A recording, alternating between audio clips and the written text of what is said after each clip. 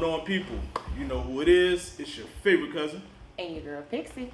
And we are the Bare Nigga Truth Podcast. And we are here with two of our special cousins today. So y'all please introduce yourselves. Hello, I'm Danita Hayes. Boom! I'm Domenick Epps, the people's agent. Alright. And they are the owners of the Wall Street Cafe out here in Suffolk. So we're going to talk to them today. Get all in their business about how they got started. All that good stuff. Y'all ready? Yeah. Yeah, we're good. Yeah. We're good. Alright, We're good. set it off. All Let you right. set it off today. So, I'm really excited to do this interview with you guys today. I've been kind of following on Facebook the premiere of your business, and I just got a few questions I want to ask you. I'm going to dig a little bit about the business, give people an understanding about how you guys got to where you are. Okay. So, ladies first, I'm going to start with you. And the first question that I would like to ask you is, as a woman, we hold many titles. How do you balance it all, remaining true to your religion and faith? That's the key right there, my faith. Your faith. Basically, I'm able to balance it because I pray. Okay. And God gives me the strength to be able to do all those things. Mom, wife, business owner, friend. Mm-hmm. So I definitely have a really, really big prayer life. Awesome. So that's the key to being able to balance, I think. Okay. All right. And she don't just pray, she pray. Okay. So you're a prayer warrior. Okay. She pray. She Because pray. prayer is necessary. Yeah, It is absolutely. very necessary. Yeah. Definitely. Yeah. So I'm glad to hear that. Gotcha. Alright, and what about you? How do you balance your different things too? Oh man. You know, prayer, my relationship with God is the most important thing. You know what I'm saying? I have an amazing wife that keeps me in line, keeps me checked. And I just understand that, you know, I heard T. Jakes put it this way. He says, you know, waking up, he understands that he's not going to be great at everything. So there's one area that he may drop the ball on, but just make sure you don't drop the same ball every day, right? Okay. So for me, you know, it may be I'm putting, you know, my all into this or majority into this, and this may be here, and then it may flip-flop, you know what I'm saying? So being organized, you know, operate with my calendar. If it's not on my calendar, it is not going to happen. Okay. I'm glad we got scheduled in. Yeah. So be on the My wife calendar. don't hear that because she was like, "You hear that?" Yeah. So yeah. Good. Okay, so my question for both of y'all. Let's start here. What was it like for you, like your childhood? 'Cause I heard you got an interesting backstory. I ain't gonna tell you who told me. Okay. But Okay. know. My childhood. We talked about that the other day. Yeah. She didn't believe me that my dad had an outhouse. But so my childhood was pretty interesting. I was born and raised in Saratoga. You know, it was during a time where crime was pretty high. So I saw a lot of things and witnessed a lot that most kids should not, you know, you get PTSD from, right? And so growing up, it was first my mom and my dad and my two brothers growing up. And my dad was very abusive. Like, he was physically abusive to my mom. So we kind of grew up in that atmosphere. And then my dad got locked up. So when he got incarcerated, it was my mom's way of getting away. But what was interesting was she only went away across the street. So we went from staying in a house on one street right across from the church to now living in an apartment on the other side of the church, the next street over. Yeah. My mom, that's our rock. She worked like 2 to 3 jobs at one time. And you know, when she couldn't get a sitter, my grandmother couldn't watch us. We had to go with her to work. So we would be in, you know, like she worked at Suffolk News Herald. So we would be laying on a stack of papers, you know, while she was working, and then going out at night in the van while she was storing the papers, you know what I'm saying, and we'd be in the back of the van. And then when she had to go to Autumn Care, the nursing home, we had to sit in the little waiting room area, you know what I mean? Wow. And so, but my mom, she held it down, you know what I'm saying, she held it down. So we had a pretty rough, poor life, but you know, when you young, you don't really know how poor you are until I went to my dad's house. That's when I realized what poverty really was. I hadn't got you know what I'm saying? Like, so we were poor, but when we went to stay with my dad, when he came home, you know, my dad didn't have no bathroom in his house. So we had a bucket, and you had to go dump that bucket outside in the outhouse. When you saw those flies, bro, okay, you knew how poor you were. My family's from Hops and Chickasaw. Okay, so gotcha. I know So you know what time I know it is. that life. Yeah, I do. you know I what got time them it beating is. them many days That's because right. I didn't want to go in that outhouse. I didn't believe struggle. So she didn't believe me, right? So I called my brother on speaker. Oh no! I was like, bro, real. tell her what time it was standing there. And he that was a different time. Yeah, and believe it or not, yeah. it's still some people in that area who still don't have indoor plumbing. So, some people are still living that struggle. Yeah. I'm glad I'm not one. Thank you, Lord. Amen. We ain't going back. Yeah. I definitely feel you on that. Yeah. So what about you? What was your childhood like? So we basically have similar backgrounds. I grew up in Norfolk, Northview area, raised by a single mother. My mom and father were together until I was 5, and then they got a divorce. But his issue was he has mental illness. So, growing up with that as a kid, it was just a little strange. But I was telling Domenick the other night, so after my father left, then of course my mom struggled financially. So we had a house that we lived in. My mom, my dad, they had bought a house before they got a divorce, and she was still living there with us, but she couldn't really afford to keep it up. We had a house. We didn't live in the projects, but some days we would come home, there would be no electricity, or we didn't have food to eat. So her thing was, I want to keep y'all out of the projects. I used to say, I wish we lived in the projects so we can have some meat, some food to eat, That block cheese. Right. Yeah. Block cheese, that's right. Yeah. Some things I knew we was gonna get over Yeah. there. So, and my First to the grandparents. 15th. Yeah. First to the 15th. Yeah. After that, you went back to struggle. But my grandparents, they played a big role in our lives, just helping my mom. My grandmother was my first babysitter. I didn't go to preschool. She was my preschool, and she always instilled in us the Word of God. Like my grandmother would sit there and she would read us Bible stories. That's how I learned most of, Bible stories was through her. And my mom, of course, but my mom had to work, and my grandmother was always a stay-at-home mom, and that was just our safe haven. Like, I can even remember as a kid, I was like, I'm staying at grandma's house. That was me. Like, because, I just felt, safe there. She always had food on the table, and I was her girl. I'm her oldest grandchild, her oldest granddaughter. And so I grew up I have 3 brothers and a sister. So my sister didn't come along until I was 15 years old, so it's always me, the only girl. So a lot of times I would stay with grandma. You got the special That relationship was Yeah. different. I have 4 brothers and 1 sister that I know of. Okay. That talk about the Rolling Stones. Okay. Might be a few out here and see it like, man, you look familiar. They're going to see this and be like, let me call my brother. So I'm going to ask you, how do you find balance being an entrepreneur, a husband, and a father? Wow. So like I said, it's the calendar. Everything is an appointment. And that was one thing my mentor taught me when I first came on as a real estate agent. He says everything is an appointment. From showing a house is an appointment, taking your daughters to the doctor is an appointment, to you having to take your wife out on a date, that's an appointment, right? Yeah. So everything goes on your calendar, and my wife has access to my calendar, so she knows, like there are times when she'll remind me, like even this morning, she said, well, what time you gonna need to be there? Don't they got it set up that you can make, like, so she knows so everything's really by the calendar. Right. The balance part is my day start a little early, so I try to get a lot of my business that I can get done early in the day, so that my appointments here at the cafe, and my time, I try to get home good enough time, still spend time with my wife and kids. Awesome. So, but I'm not saying I'm perfect at it, you know what I mean? But it's a challenge, and so yeah. One thing I can say to that too is what I have learned is to be okay with delegating responsibility. Because in the beginning, when I first started as an entrepreneur, I was like, I need to do this. I had to do everything.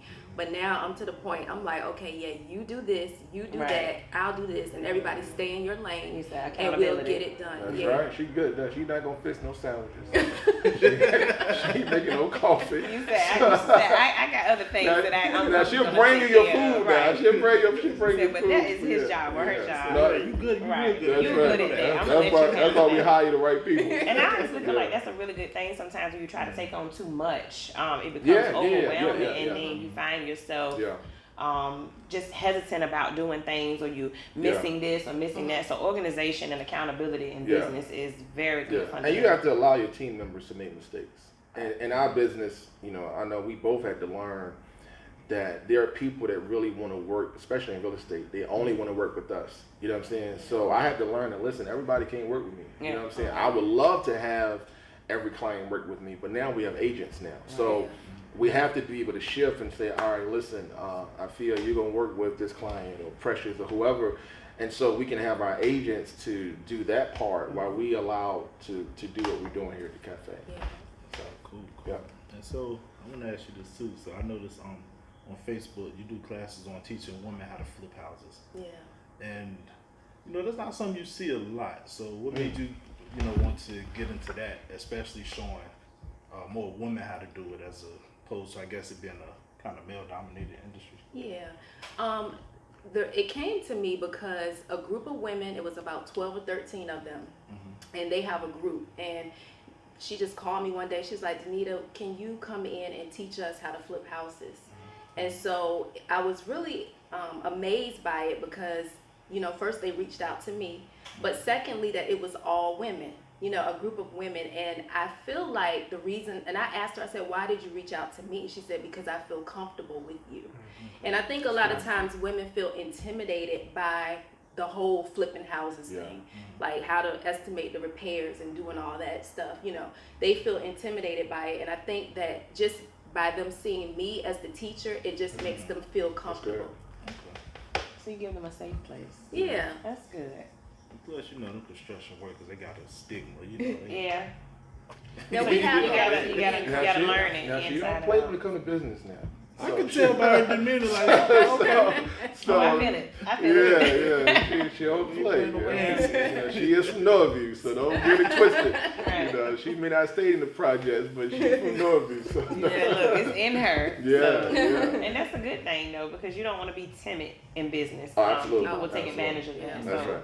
You have to have, a stern demeanor about yourself, because people don't take you seriously sometimes when you don't show and walk in authority. As a woman and as someone they know that you have a relationship with God, they think that, okay, well, we can just say what we want and she's going to be okay with it. But you got to have a Peter around every now and then. Yeah. So, Nothing wrong with that. And so also, I heard you used to rap, man. Yeah, I used to. Yeah, let's talk about that. Let's get into that. So what was your stage name? I went by Prime. Okay. Prime was my name. Yeah. And was that something you just did, or was that like something that was deep, or what? So from where I'm from again, you either had to rap or you had to have a sport, be athletic, or it was the streets. And my mom, my dad, the streets that won't happen. Yeah. Like street lights came on, I could hear my dad from the playground on the porch. You know what I'm saying? So he said, that's me, it's time to go. Yeah, you know what I'm saying? So, that wasn't gonna happen. So and then, so I had two nicknames. They called me Hoop Dream because I wanted to be an NBA player and an NFL player. So every morning I'd be at the basketball court by myself, blindfolded, dribbling, working on my handles. But in the 7th grade was when I started doing music. So I started out doing poetry. That was my way to get the ladies, so I'm writing these poems. But my dad used to manage a dance group. So we used to go with him to the rehearsals, and me and my brother had a little dance routine we used to do. And then my oldest brother, he used to manage a rap group, right? So we surrounded by it, and my dad always played his old albums and everything.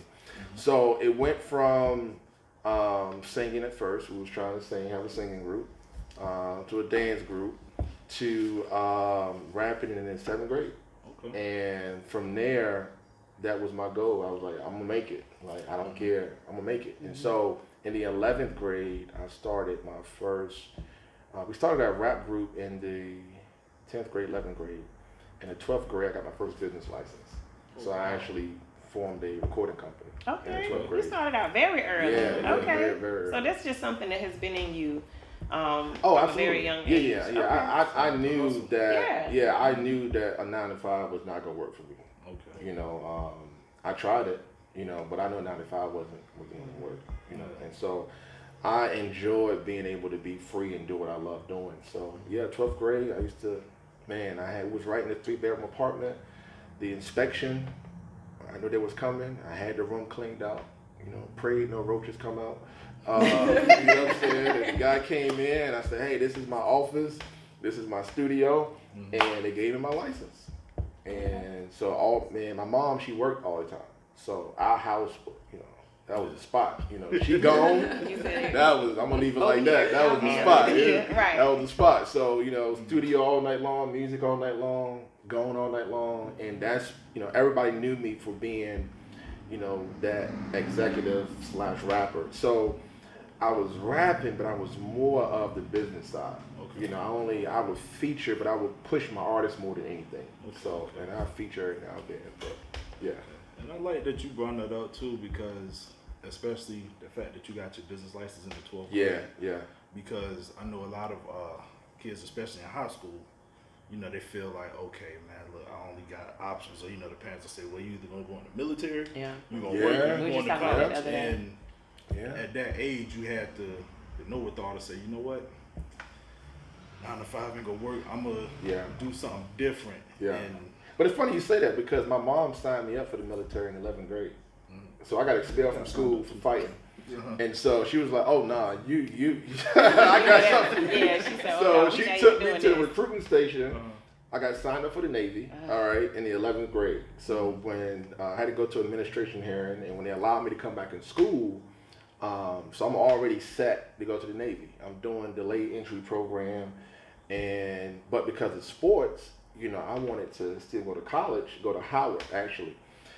But when the guidance counselor called me in and said, hey, Howard is interested, they see your film, they see your grades, because I always had good grades.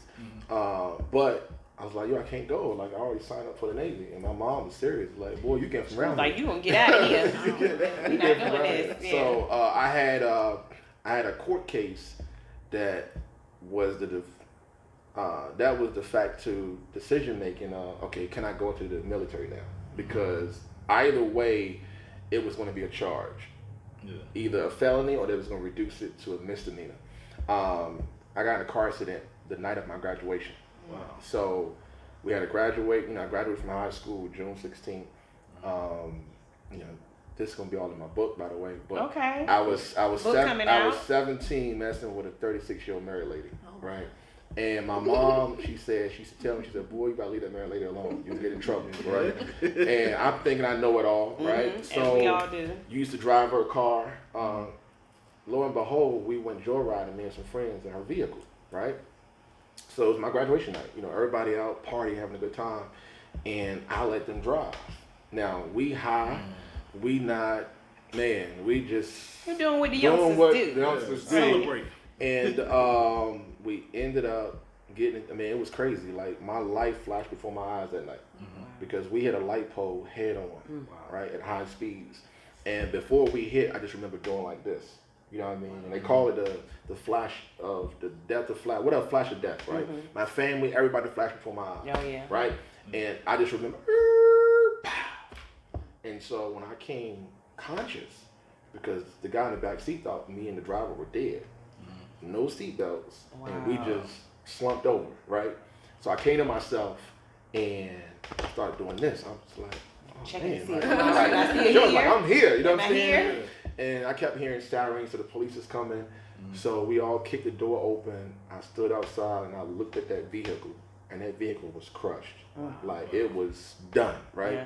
My arm was bleeding because of glass, and the other two guys got on, they started running. They left because we heard the police, right? So they got on and they ran. And I stepped away, and I'm still like what in the world? Like, this a dream? Yeah, you know what I'm saying? out of it. And this is like 2 o'clock in the morning, Wow. right? So now I step away and I'm just like catching my breath, like, yo, I can't believe this. I'm not running nowhere. Like, I can't believe I'm still here. Right. So one of my homeboys come down the street driving, and I see him. I'm like, yo. So I fan him down. I get in his car, right? I'm bleeding. I said, man, take me home, man. Take me home. He takes me home, all right? The cops end up chasing, my homies, and one of them ended up getting caught. And so I go home, and the lady, her daughter asked, said, where's the car, right?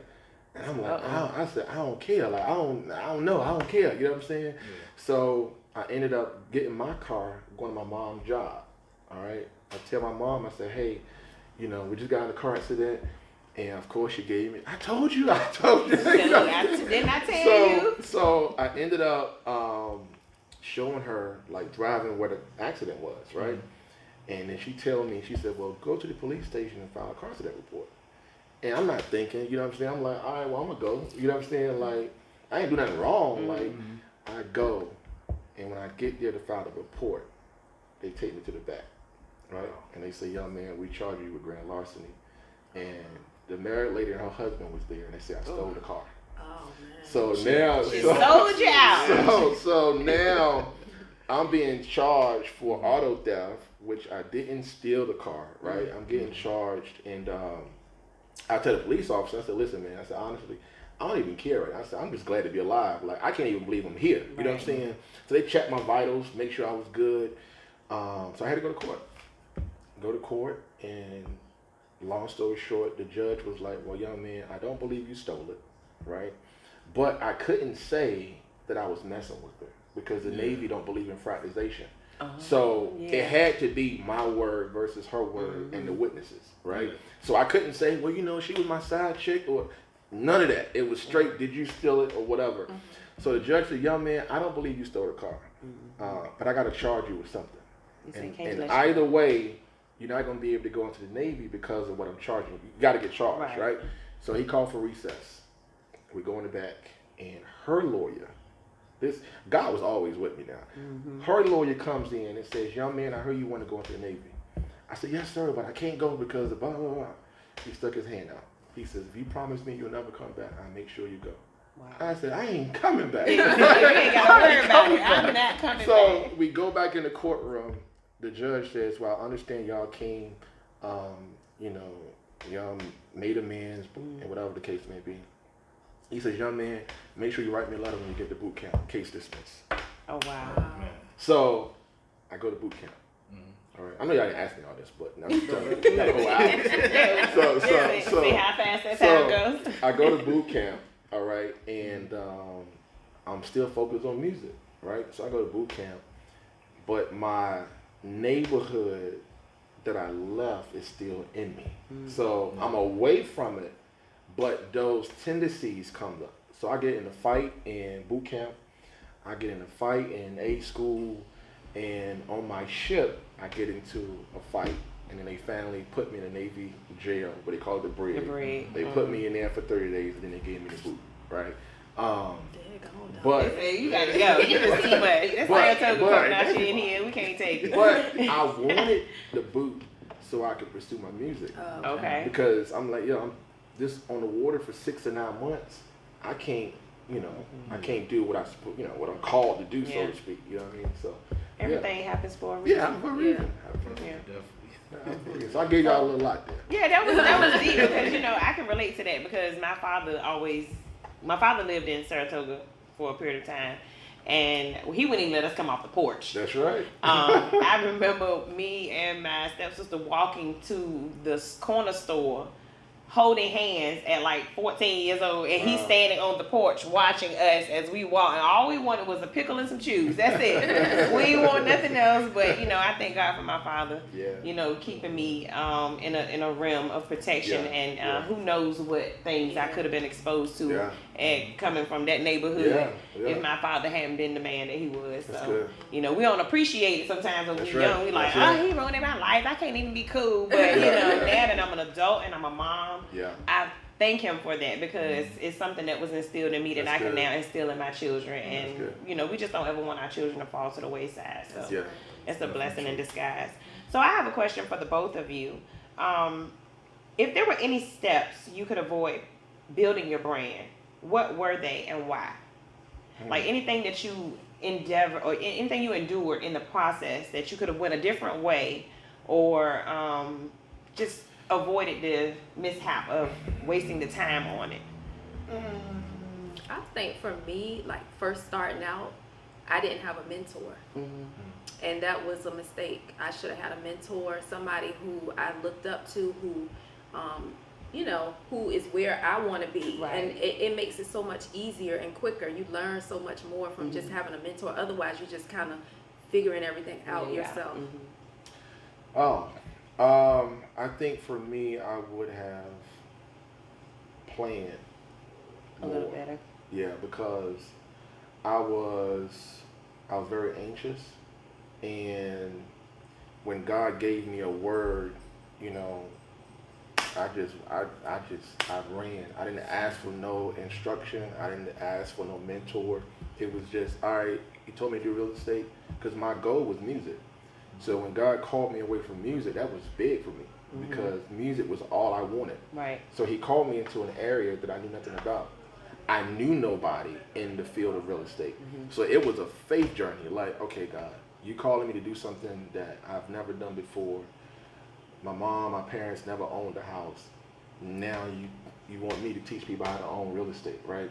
And so I went from working at Pepsi to giving them a notice to me and my wife receiving a foreclosure notice, only because of I didn't plan accordingly. So, you know, and I didn't have no closings.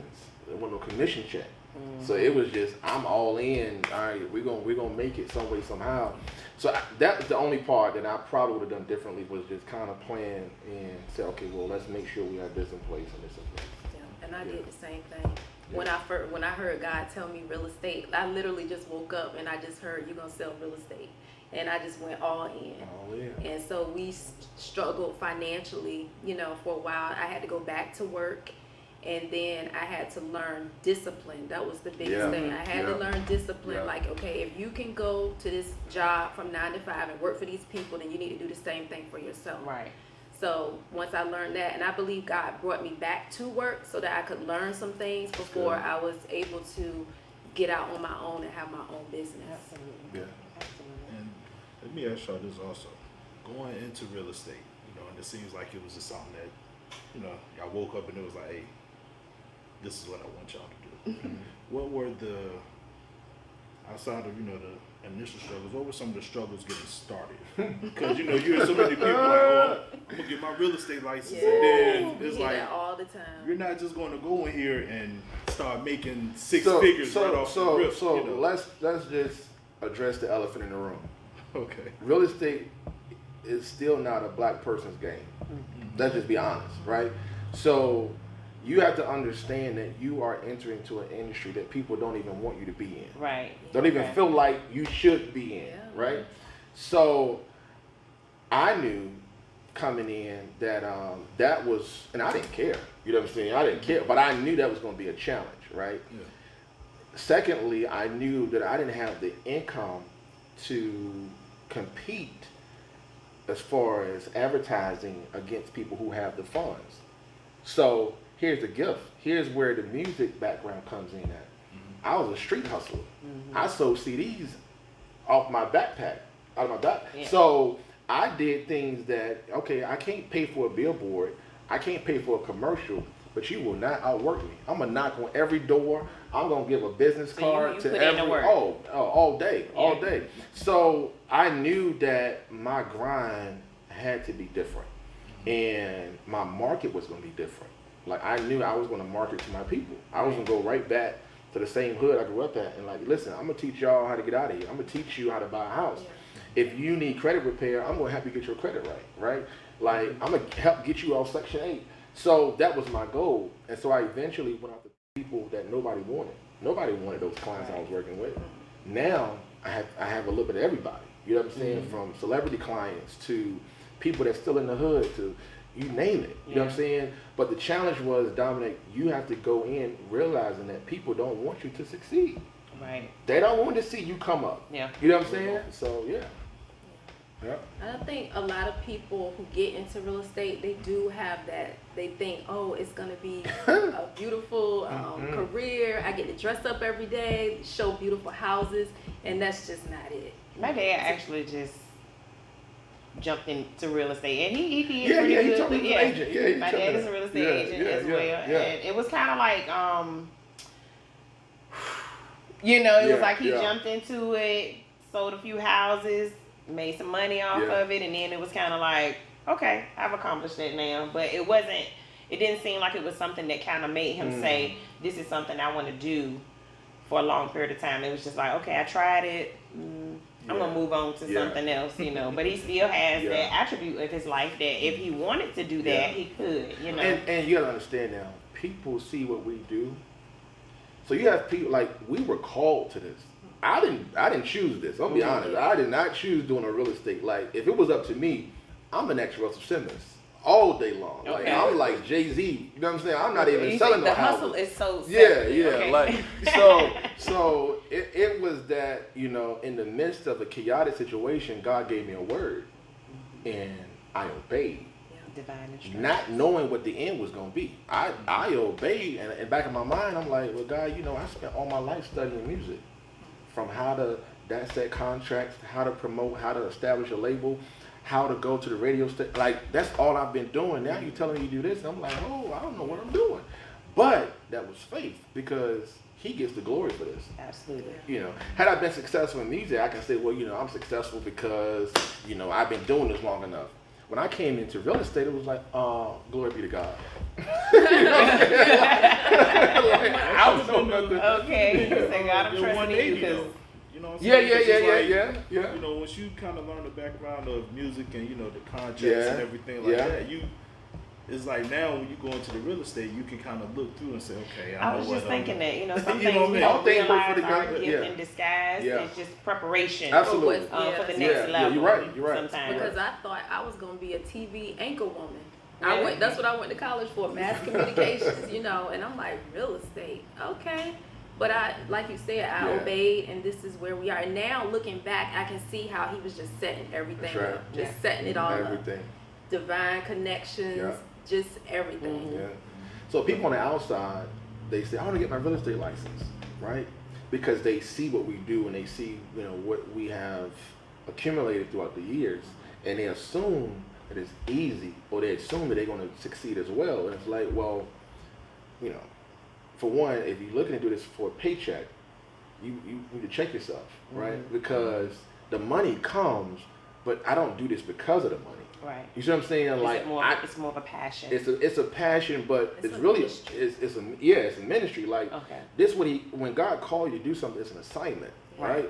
I didn't go chase a commission check and say this is why I'm doing real estate. Okay. I'm chasing what God told me to do, and on the backside of that, we'll get rewarded for that. But people look at like, oh man, I remember when you ain't had this, or I remember, man, I want to do real estate. You sure? All right, well, listen, I'm role playing at 5 a.m. You gonna be up? No, man, that's too early.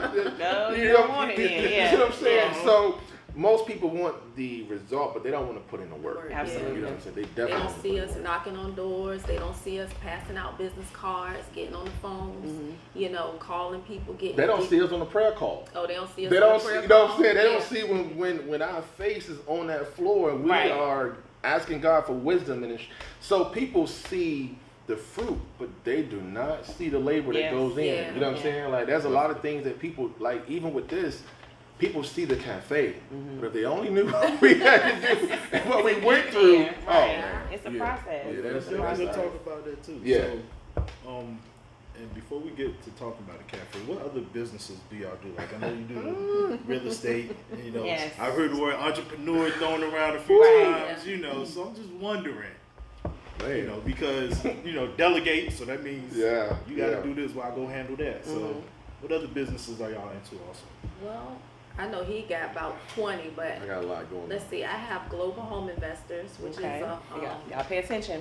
Global Hope Investors, which is a real estate investment company. So that's where we do flips and wholesaling through that company. Then I also have 21 Days of Encouragement, which is a YouTube channel that I have for women entrepreneurs, and it's also a journal. So I sell the journals to the women, and we go through the 21 days together on the YouTube channel. And basically the journal, it gives you a Bible verse, it gives you an affirmation, and it gives you an action step for your business. And it gives you prayers that you can say over yourself and over your business every day. And so the 21 days, of course, is because, you know, they say 21 days will grow a habit, a good habit. Right. So we just go through that, because I know how it was when I first started out as an entrepreneur, a woman entrepreneur. Sometimes you feel alone. So I just want to share my experiences with them, just to encourage them and to get them to keep moving forward. And then, of course, women flip houses too, and Wall Street Cafe, and Victory Allegiance Realty. Okay. Now hold on real quick. I want to get your answer too. Y'all might as well go ahead and Look, I'm about to slip Now, over my do you, card. with everything you have going on, do you see yourself as like a role model for young women? That's And not even just black women, just women in general, because it's like, you know, being from where you're from, it's like, you know, if I can do this and you put the time and dedication, you can too. I think so, and you know, and like Domenick said, this was something that God called us to. When He said real estate, I had no idea it was going to branch out into all of this. Right. And so the real estate piece, that was just the avenue that He wanted us to take, but it's actually ministry. And the first time I realized that, I had a client, this was years ago, and I went to her house for a listing appointment. When I got to the listing appointment, she just started dumping on me everything that was going on in her life right then and there. She was overwhelmed trying to sell this house. Her mom was sick, and she was just overwhelmed. And the Holy Spirit said, I need you to pray for her. Now, I wasn't the type of person who would just pray for people at that time. Like, my relationship, I've always had a relationship with God, but it wasn't as like it is now. Right. And so that was my first time just praying for a complete stranger. And I was scared, and the Holy Spirit was like, you better not leave this house without praying for this lady. And I said, I knew I had to do it. Okay. And so I just asked her, I said, can I pray with you? And she said, please. And we prayed, she cried, she felt good when I left, and I felt good. And I was like, I was obedient. Yes. I did what God wanted me to do. And that's when I realized, you're not just here to sell houses. You're here to minister to people, to pray for people. And that's how it is. Because if you know God, you know obedience is always better than sacrifice. Anybody preach it. Now, it's serious. And I posted just the other day, That's right. you know, obedience is always better than Always. sacrifice. Sometimes we don't know why we're being asked to do things, just know it's a part of your assignment. Yeah. All right, you ready? That's right. Give us the So all right. I'll make it easy. I would say go to DomenickEpps.com. Okay. And I have a list of all of them on the front page, It's because I don't many. want to miss. But my goal was, you know, when God calls me home to the heavenly place, I want to leave my children and children's children an inheritance, not debt. Yeah. So I wanted to be D's, and I wanted to be LLCs and INCs. You know what I'm saying? You know what I mean? So that they can continue and don't have to work. If they choose to, they do. Right. But they don't have to. They just allow the system to work for itself. Exactly. So, you know, all of the businesses that we have is surrounded by, you know, from real estate to, because real estate is broad. So we got the brokerage. Then we have, you know, the flipping side. We have the buy and hold from the rental side. So there's a few businesses just in that alone. Then we have the nonprofit with the mentoring. And so then, of course, we have the restaurant, and we're looking to do another one and another one. So for me, if it's an idea, it's going to be a business attached to it. Like, straight up, it's going to be a You business see the attached to vision it. and you just... Yeah. So from the photography and video, you know, but I'm thinking in advance, like, okay, well, I may start it, but there's going to be someone else that's going to run this. Right. You know what I'm saying? So, yeah. Okay. But I don't want to miss any of them. But they all on the page. Well, look, I've been wanting to ask you this. How did you get the name The People's Agent? Tell us about that. How did I know I pray. Everything's going, I ain't trying to, you know, sound spooky, but you know, I always prayed and, you know, asked God, okay, what would the name be? And how did I come with I don't know, I believe God just gave me that name. You know what I'm saying? But I wanted to live up to that. Like, you know, like, listen, I'm the plug. Like, I'm going to be the one that's for you. And I've heard conversations of different agents, you know, when it comes to a price point. There's some agents that will not work with a client if it's under a certain price point. And my thing was, I don't care if it's $5,000, $500, or $50 million. I'm gonna work with you. I'm gonna serve you, right? So I wanted it to be where, like, listen, you know, you talk to the people, say he got you. Like, I don't care, your credit can be shot. He got you. You know, so yeah, that's all I can say. Okay. And the other part of that question I wanted to ask you, because your name speaks for itself. A lot of people here in Suffolk know you as people outside of Suffolk that know you very well. But I looked around the cafe and I was very inspired and intrigued by your decor. What was your inspiration for that? Wow. So the main inspiration I would say is this wall right here. Yeah, I can't stop looking at this wall right here. So you even got Nipsey Hussle up there. Yeah. So shout out to Josh from Innovative Twist. So you know, I kind of presented to Danita, my wife, and Chris, her husband, the vision, this timeline, right? I promise you, I didn't know it was gonna turn out like this. It's like, awesome. So I gave Josh, listen, Josh, this is what I see, right? Well, let's backtrack. This building itself did not look like this. And so I had to convince, and this is what visionaries do, I had to convince people to see what I saw that physically they can't see. Right. So they had to be able to, all right, Domenick, all right. Or say, man, I don't see how in the world this, you know what I'm saying? But it was perfectly because I pitched it and like Danita saw it right away. Yeah. You know what I'm saying? And my wife, she saw it, but it was like, brother, you got about 50 million things going on. Like, how you gonna find time to do some Wall Street Cafe? But so, you know, because I tell you, if y'all see the before pictures, even this building didn't even look like this. Like it was. And I think that both of us are married to people that kind of grounds us. Yeah. I'm like, let's do it, let's go. Yeah. You know, I can see stuff too, and my husband is kind of like, well, wait, hold on, let's kind of like how his wife is. So. Right. It's great balance. Yeah. It's great balance. And the thing about vision is, you know, you have to see it before you receive the resources for it. Because we saw all of this without a dime. That's the one thing that he helped me with that. Because I was like, how are we gonna get all this money to get this? But God, He provided. It's like faith, you know. It just was nothing but faith. Yeah. You know what I'm saying? And what's crazy is I have a business partner in one of our businesses that was going to finance the whole thing. I pitched the vision. She was like, hey, I love it. I will finance it and y'all pay me, right? Well, she ended up not doing that because she had to use the money for something else. So now we stuck with a vision and we stuck with a contract to buy a building, right? And it was like, okay, God, what are we gonna do now? How are we going? So the whole thing was, you know, was interesting. But anyway, I gave and doing my research on Black Wall Street. Right. I ended up sending the designer. I said, listen, man, I want a timeline to show from when Wall Street started to now, and I want to incorporate Wall Street and Black Wall Street. And so I sent him some pictures and I gave him some names. Said, hey, here are these people that I want up here, and these are like, to me, these are like my mentors, people that I don't know personally, very influential, but they are people that I look up to, or I read, I study, and so, man, when he sent me the proof, oh man, I almost cried. It was like everything that I ever thought about in this very moment is like this could be in a museum. It really looks could. like it's from Whoever did this, who was the person? Josh, Innovative Twist. You did awesome. This wall is so captivating. Yeah. It's a so focal piece. So this is the wall. Everybody come take a picture in front of. Yeah, absolutely. We're gonna get a picture in front of this wall before we leave. Yeah. And I looked at that. I saw a picture. So my man Brandon Roberts, shout out to him. Okay. You know Brandon? Yeah, Brandon.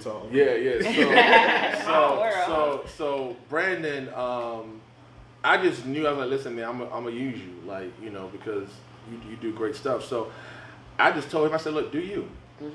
I said, you know what we're trying to capture here. I said, just give me something creative. And man, he just went in. Yeah, he did. So that's like the Black Wolf of Wall Street.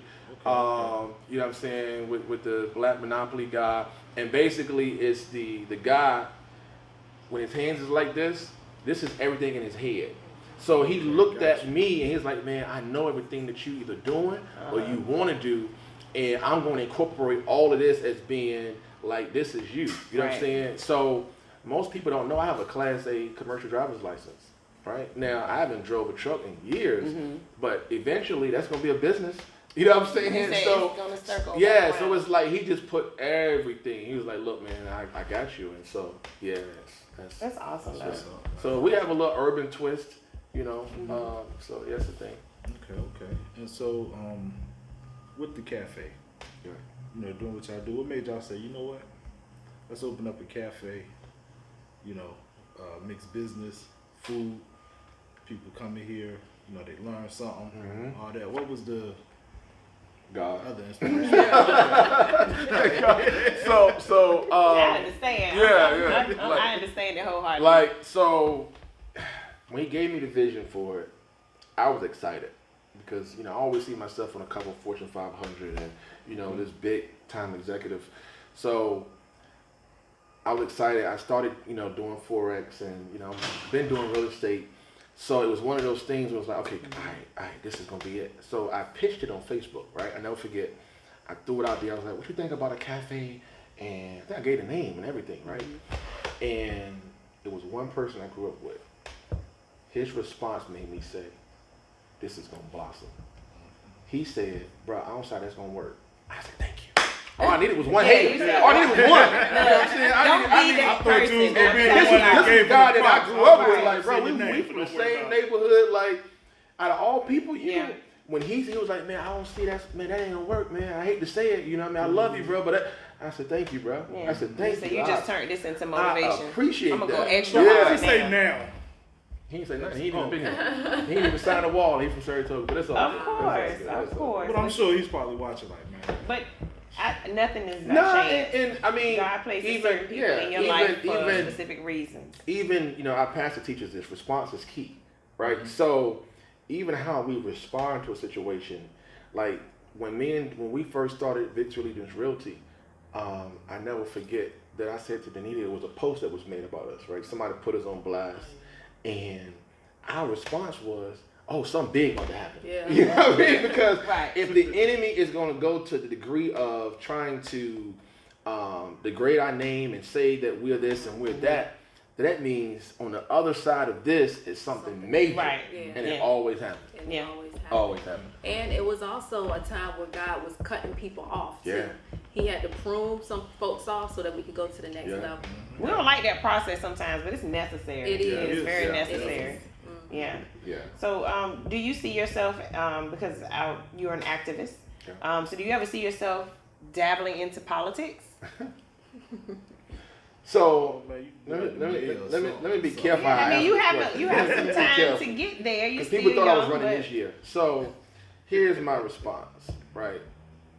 Only if God tells me to. Okay. For years, people have been saying, run for mayor, run for city council.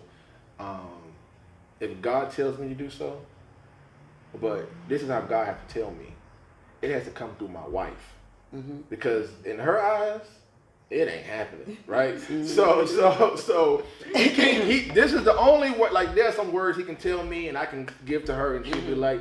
But for that one, he's gonna have to say, "All right, I think it's time for Domenick to run," and then she's gonna come to me and say, "All right, I think you need to." Other than that, I'm not messing with it.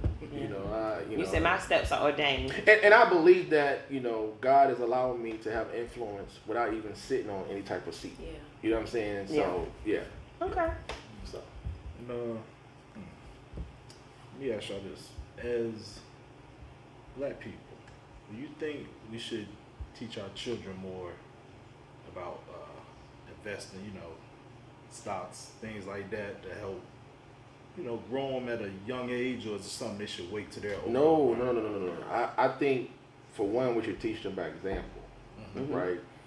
I never forget when our daughters because we have 3 girls, when they started looking at me as a business owner, it changed. It went from daddy going to work when I was the Pepsi guy, right?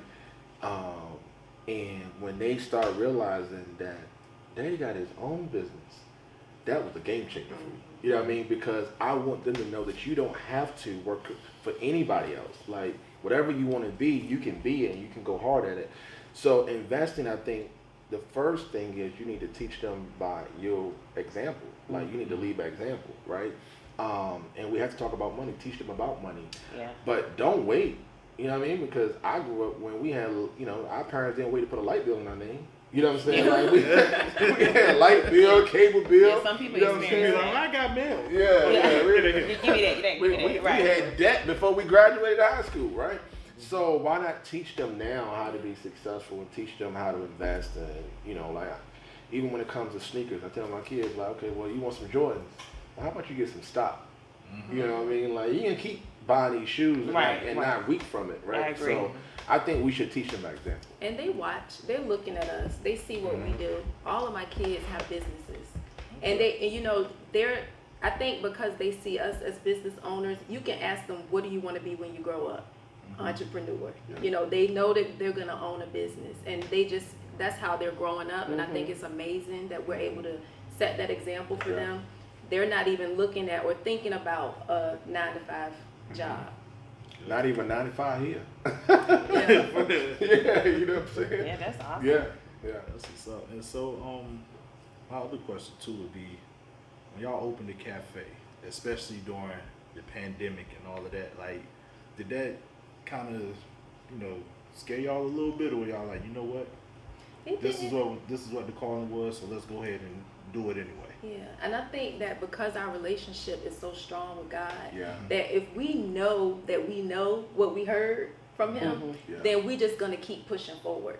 Now, granted, because of the pandemic, the dates and stuff that we were supposed to open kept getting pushed back, and that was okay. It was perfect. Yeah, it turned out everything. Perfect. It was, because had we rushed it, it would have been a complete failure. Yeah.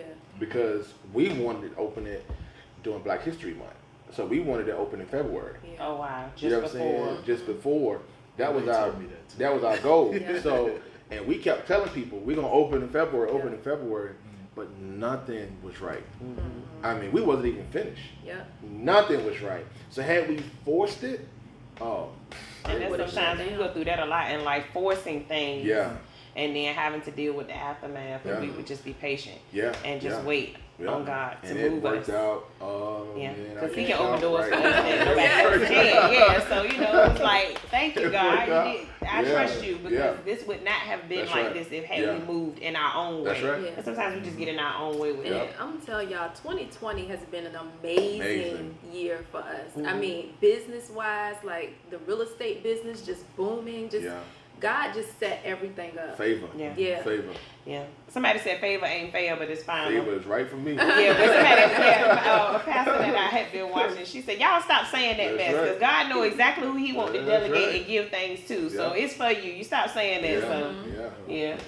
But my last question that I'm going to ask is, how did you decide who would be a good business partner? Like, what characteristics stood out, and how did you guys find this relationship to build? I know I asked God. but that's okay. So I'll let you tell the story about how we became so what characteristics stand out to you when you're looking into partnership in business? Because everybody don't mix, you know, and there have been a lot of people that have tried this thing with people that they just knew would be a good fit for them, but it flops. So well, okay, so me and Domenick met because before we opened a real estate company, I was a real estate broker for another company, and he came and worked for me as an agent. Okay. And so he first he tried to recruit me, and I said, well, unless God tells me to leave where I'm at, you know, I'm not going nowhere. And then eventually God told me. I did. I recruit him. Yeah. I'm a dreamer. That's how God speaks to me. So he had showed me a dream of me and Domenick having a business together, but he said not yet. It wasn't time right then. So we worked together. Was it like a year or 2 years? About a year. Okay. Yeah, but no, or was it 2 years? It's about 2 years. Okay, Yeah, so about we 2 worked years. together for like 2 years. Yeah. Then after all that stuff had happened, Yeah. that's when God was like, now. And so Domenick was in the office. I was talking to him. I don't know if I talked to you on the phone. On the phone. Okay, On I the said, look, what do you think about, he was like, I already know. I was about to say, let's open up our own firm together. And he was like, I already know.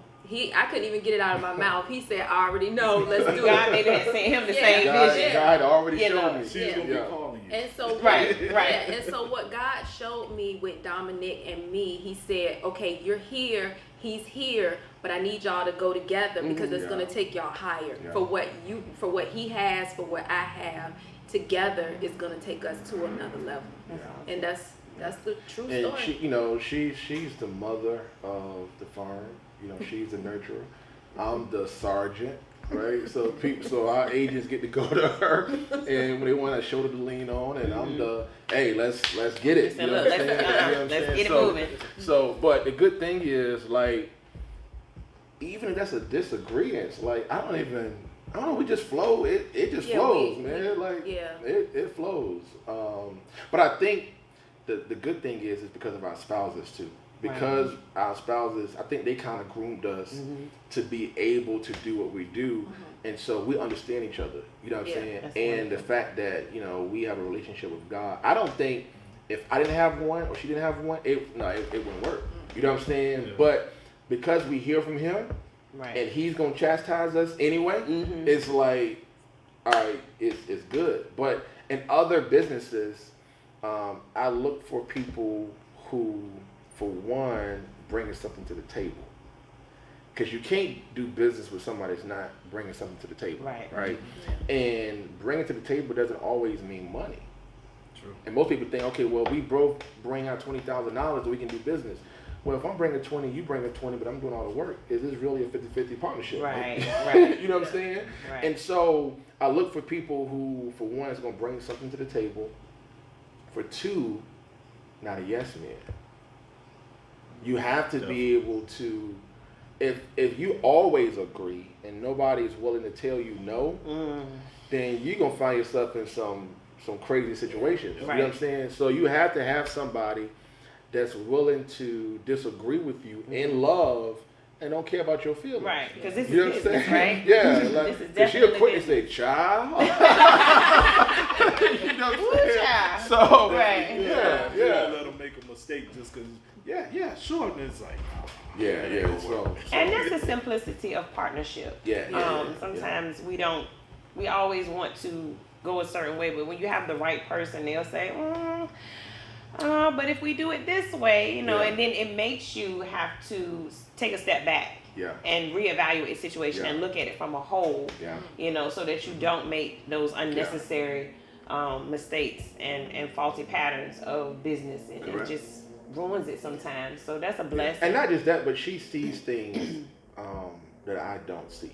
It's like, I'm telling you, it's like, okay, when our spouses is not around, we still cover. Because I remember, I'm not gonna put no names out, but I remember there was an agent that I was like, Danita, we should do a firm and bring this person on. And she was like, child. The child came out, huh? And the energy went right. But I was looking from a financial standpoint, like, yo, this person would be a great asset to the team. Like, we should bring them on what we're doing. And she was adamant, like, no, I don't see it. She was like, and she was like, that spirit do not. She said, I see something that I don't think would feel right. And you know what? Thankful for that. Afterwards, it came to light. And I was like, oh man, like, I see it. You know what I'm saying? So yeah, that's awesome though. Yeah. That you guys have that balance between you guys, and you can say things to each other, like you say, in love, and still be able to get the job done and meet the goal. So that's awesome. We don't never talk crazy to each other. No. Now I got partners that we do, but we still do it in love. Some people you gotta reach on a different level, right? Yeah. Our partners that we do have a nice. I try to do it the right way. Yeah, we have a nice. You don't force my hand. And my thing, I tell people this, I'm great at not mixing personal and business feelings. Right. So business wise, we can have a blown out, heated fellowship, and afterwards, yo, where you trying to eat at? Yeah. You know what I'm saying? Like it don't stay on me. Yeah. You know what I'm saying? Like I said what I said. yeah, say, like you if know, it's business, we can disagree and still be, but everybody can do that. Yeah, so yeah. most people True. think, oh man, well I don't dislike you. Like, no, I love you. I still love you. Like, but we just not gonna do that together. Right, You know what I'm exactly. saying? So like, that part I got. yeah. So that's I'm good at that. Like, it ain't nothing personal. Yeah. We're good. So I think my last thing would be, we covered everything I had on these, so would probably be if y'all could tell anybody just one thing, like what would that be? You wanna go first? You mean like as an entrepreneur or just in life? I probably would say anybody aspiring to build a brand. Yeah, let's do that. Dream big. That'll be my thing. Dream big. Don't limit yourself. Like, and don't allow your environment to limit what you can do, where you can go, and what you can be. Like, you have to see yourself bigger than that. And my mom did that. Like, she used to take us what we used to call the white folk section on Sundays. She was a driver to get a real estate book and drive us around the neighborhood and have us dream and be like, that's our house, right? And now we stayed in the roughest neighborhood, the worst apartment, but for that moment, that hour, we would dream, right? So I would tell anybody, especially kids, like, dream big. Like, put yourself outside of your environment. Like, see yourself as owning blocks and cities, and you know what I'm saying? Don't just be like, well, I don't know if I can do this because of where I'm from or my family. Nah, be the first in your family. Be the first in your city. You know what I'm saying? Be the first in your state. Yeah. Like, dream big and no limits. Okay. Hard work pays off. I agree with that too, and I would also say don't be afraid to trust your inner voice. Like, you have to trust that. I talk to my daughter about that all the time. She's 17, she's a singer, and she writes songs, and she's like, everybody trying to get me to do this. I said, trust your inner voice and go with it. And that's what you have to do as a business owner, as an entrepreneur. You can't listen to what's going on around you. You got to stay focused and trust what you're feeling and go with it. That's awesome. Well, that's I think, we kind of covered a lot of the things that, we set out to cover. You guys gave us some great information. I'm blessed and grateful for this opportunity to sit down with both of you. You've shed some light on some things, and we would like for you guys to extend an invitation for us to come back. Absolutely. A couple months down the road, just to kind of see how business location is going. And if that's the case, then we'll do, we'll come on there. Come to the grand opening. But this was a really good business to open in the community. I'm glad that you decided to come back to the place where everything started for you and bring someone else with great characteristics and great business mindset back into the community to pour out into the people. So I will definitely be coming back. And my daughter was like, Mom, can you get me a cookie while you're there? I'm like, they closed. We just doing the thing. But and shout out to you all spouses for being so committed to you all and being obedient to God and helping you guys get to your levels. Because sometimes, we do things on our own, but it's always good. Sometimes we go home at night and we have that special person that rub us on our back and comfort us and tell us it's going to be okay when we get weary, and just to keep us on that straight and narrow. So, that's a blessing. And I'm grateful that you guys gave us the opportunity today. We gave y'all the bare naked truth. Yeah. Y'all the truth. How about that? The bare naked truth. So we want